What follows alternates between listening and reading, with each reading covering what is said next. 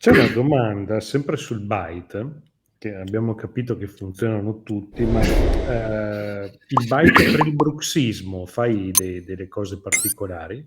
Byte per bruxisti? Allora, diciamo che intanto il bruxismo è un'ottima indicazione al byte, è una delle principali a dire la verità. Uno per proteggere i denti, due perché appunto di notte il paziente non ha nessun controllo, quindi non possiamo fare nessun tipo di rieducazione.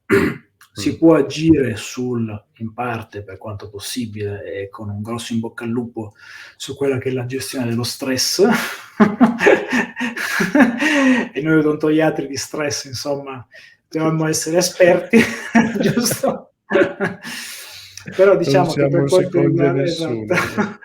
che per quanto riguarda nello specifico il byte, no, una qualsiasi, diciamo che io non faccio nessuna differenza, cioè se dovessi fare una placca occlusale per il bruxismo, una placca occlusale per un paziente con dolori muscolari, due placche sarebbero uguali. Cioè, non faccio nessuna differenza, anche perché posto appunto che le placche funzionano tutte, il costruire e realizzare una placca in sicurezza, quindi senza dover introdurre errori, alterazioni, quello vale in ogni caso. Anzi, vale a maggior ragione in cui c'è una iperattività muscolare da parte del paziente.